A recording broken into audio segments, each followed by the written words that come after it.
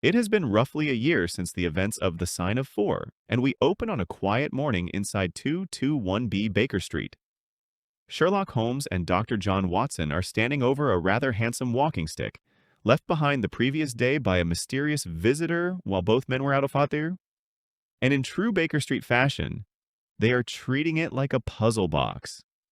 Engraved on the silver band, to James Mortimer, MRCS, from his friends of the CCH, 1884.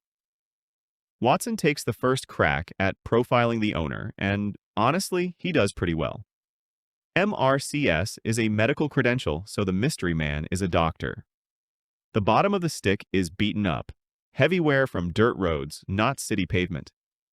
Which means this is not a man who taps along polished London sidewalks. Watson concludes, country doctor walks long distances to see rural patients. As for CCH, Watson guesses the H stands for hunt, probably a gift from some local hunting club. Solid reasoning. Respectable even. Holmes lets him finish, then proceeds to take the whole thing apart. Holmes agrees on the country doctor, but the hunting club theory is dead on arrival. CCH, he explains, stands for Charing Cross Hospital, a prestigious London medical institution. That one correction unlocks everything. A doctor who was respected enough to receive a gift from a major London hospital, but who is now tramping through rural mud. He walked away from a high-status career by choice. No burning ambition. Then Holmes turns the stick over and spots something else entirely. A series of distinct indentations along the wood. Bite marks. The jaw spacing is too wide for a terrier and too narrow for a mastiff. Medium-sized dog, clearly in the habit of carrying the stick behind its owner. Holmes rounds out the profile.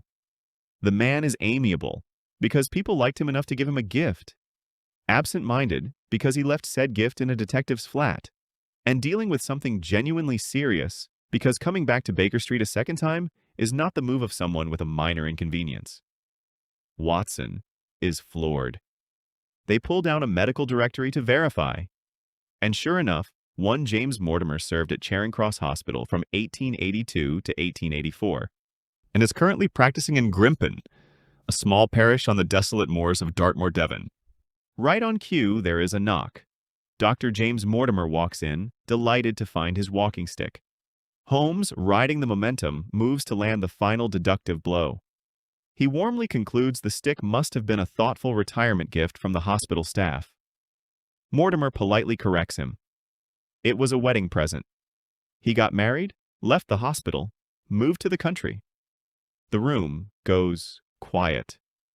Holmes has just been undone not by a rival genius or a missing clue, but by a perfectly ordinary detail in Dr. Mortimer's life. Watson, wisely, says nothing. Holmes moves on without missing a beat, because that is what professionals do. He asks what brings a country doctor all the way to London. Mortimer reaches into his coat and produces a very old, yellowed manuscript. Before he can explain what it is, Holmes glances at the typeface and the paper quality, and casually names the exact era it was printed. A quick, precise recovery that immediately rebuilds Mortimer's confidence in the right man for the job.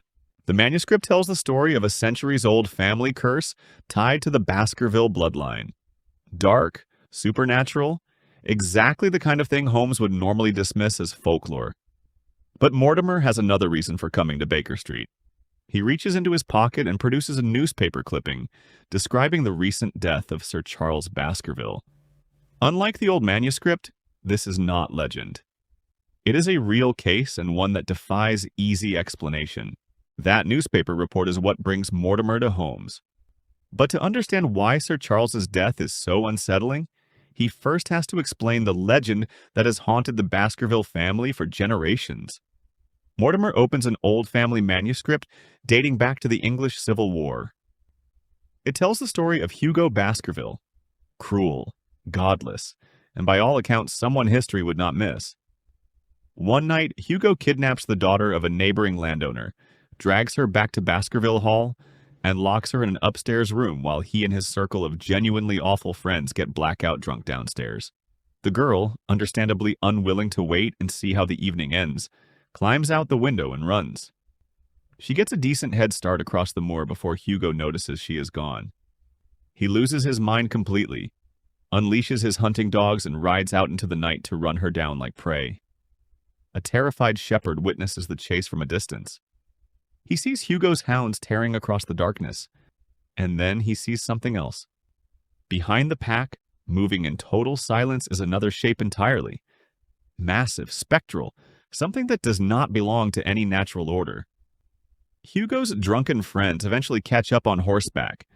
They find his horse running loose, no rider.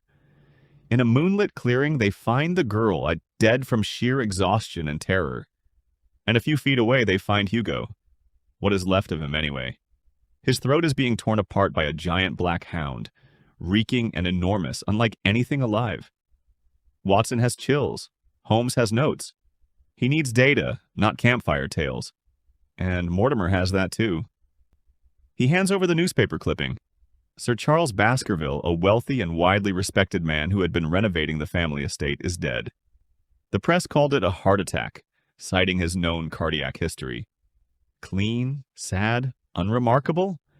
But Mortimer knows what the press was never told. Charles had a habit of late-night walks along the grounds. On the night he died, he never came back. His butler, Barrymore, went looking for him and tracked his footprints down a dirt path called the Yew Alley.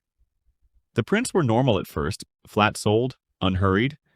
Then, halfway down the path, something changed. Charles stopped walking and started running on his tiptoes, sprinting toward the moor gate. A drunk nearby reported hearing a blood-curdling scream around that time.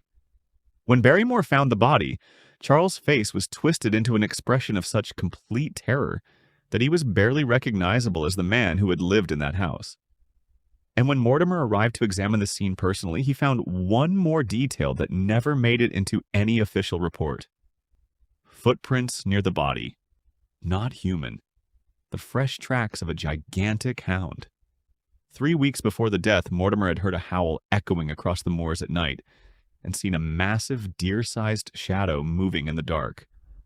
Watson is reconsidering every life decision that led him to this armchair. Holmes is fully, dangerously awake. He interrogates Mortimer on every detail. The hound tracks were confined entirely to the dirt path, absent from the surrounding grass on either side. There are 3 access points to that path: the main gate, a summer house, and a small locked gate opening onto the open moor, low enough to step over without much effort. And near that locked gate, Mortimer found 2 separate piles of cigar ash. Holmes snaps the pieces into place immediately. A man does not stand in one spot long enough to smoke 2 full cigars unless he is waiting for something. Charles was not out for a stroll. He had an appointment. He was standing at that gate waiting for someone to come through from the moorside. And the tiptoe prints? Holmes dismisses the idea entirely. Charles was not sneaking. Charles was running for his life, sprinting on the balls of his feet directly away from his own house. Pure, blinding panic. Holmes sits back with the frustrated energy of a surgeon who has just been told the patient was moved before he arrived. If he had been called to Dartmoor the night of the death, the tracks alone would have closed the case. The weather has since washed it all away, but the case is not sitting still waiting for him. The Baskerville estate and fortune now pass to the next of kin. Sir Henry Baskerville arrived in London from Canada just days ago, and whoever is behind this has not taken a single day off. The very morning after his arrival, before Henry has even settled in, a letter finds him at the Northumberland Hotel. Nobody outside a very small circle was supposed to know he was staying there. The letter contains one sentence. As you value your life or your reason, keep away from the moor. The word moor is handwritten in ink. Every other word is cut from a newspaper and pasted on. Holmes picks it up and goes to work. The font is from yesterday's edition of the Times, one. It's an expensive paper, upper-class readership. Educated sender. The words are glued unevenly, letters slightly askew. Someone working fast, under pressure.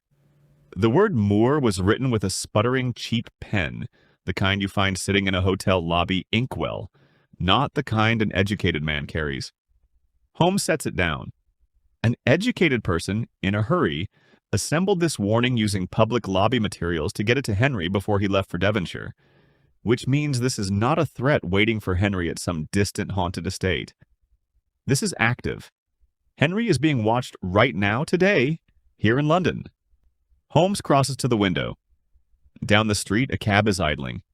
Inside, a man with a very obvious fake black beard is watching the front door of 221B. Holmes and Watson don't deliberate. They are out the door of 221B and sprinting down the street before the cab has time to pull away. They get close enough to catch the license plate, 2704, but not close enough to catch the man. The black-bearded spy melts into the crowds at Waterloo Station and disappears completely. Holmes pulls up and goes still for a moment. This is not a panicked amateur making sloppy mistakes. This is someone who planned the exit before they even arrived. He is playing chess against an opponent who is already 3 moves ahead. He pivots immediately. 2 traps, set in parallel. First, a clever local boy named Cartwright gets dispatched to go through the trash bins of every hotel near Charing Cross, hunting for the mutilated copy of the Times used to build Henry's warning letter. Second, Holmes arranges to meet Henry at the Northumberland Hotel for lunch, and when they arrive, they find the air in a magnificent fury. Someone has robbed him. Sort of. A thief broke into his room and stole a single brand new boot. Then, as if reconsidering their taste, the thief came back, returned the new boot, and stole one heavily worn old shoe instead. It reads like the work of the world's most indecisive criminal. Holmes does not laugh. A thief who specifically wants one old, well-worn shoe is not after footwear. They are after a scent. Someone is preparing a hound to track a specific human being, and they needed something that carried Henry's smell deeply enough to hold. London is no longer safe. Holmes decides Henry needs to leave for Baskerville Hall immediately, then delivers the news that he himself cannot go, tied up with another pressing case in the city. Watson is appointed in his place, not as a bodyguard tagging along, but as Holmes's intelligence asset on the ground. Observe everything, report everything, trust no one. Before the train leaves, Holmes runs one more test. Mortimer mentions that Barrymore, the Baskerville butler, has a thick black beard. Holmes fires off a telegram to Baskerville Hall with explicit instructions that it must be placed directly into Barrymore's hands and no one else's. The logic is clean. If Barrymore is the man running around London in a fake beard, he cannot possibly be in Devonshire to receive it. Then the traps start collapsing. Cartwright comes back empty-handed. No mutilated newspaper found in any bin. A return wire confirms the telegram was successfully delivered. Both operations, total failures. Then comes the final insult. The driver of cab 2704 is brought in. He confirms everything. Yes, he drove a bearded man around London. Yes, the man was watching Baker Street. And then he adds one more detail. When the driver asked his passenger's name, the man smiled and introduced himself as Sherlock Holmes. The room goes quiet. Holmes has not just been outplayed. He has been outplayed using his own name as the punchline. The detective takes a moment to genuinely appreciate the audacity, and then files it away as confirmation that whoever is behind this is exactly as dangerous as the body on the yew alley suggested. With every lead in London burned, Watson, Henry, and Mortimer board a train for Devonshire. The city thins out behind them, and Henry can't stop watching the countryside roll by. He's clearly enjoying it. Eventually, the train stops at a small local station, and the 3 of them climb into a waiting carriage headed for the hall. Baskerville Hall rises out of the dark like it has been waiting. Barrymore meets them at the door, bearded, formal, unreadable, alongside his wife, both standing ready to hand over the household. Neither of them seems eager to stay much longer. Since Sir Charles's death, the hall hasn't felt like home to them anymore, and they've already decided what comes next. Take the money he left them and open a pub of their own.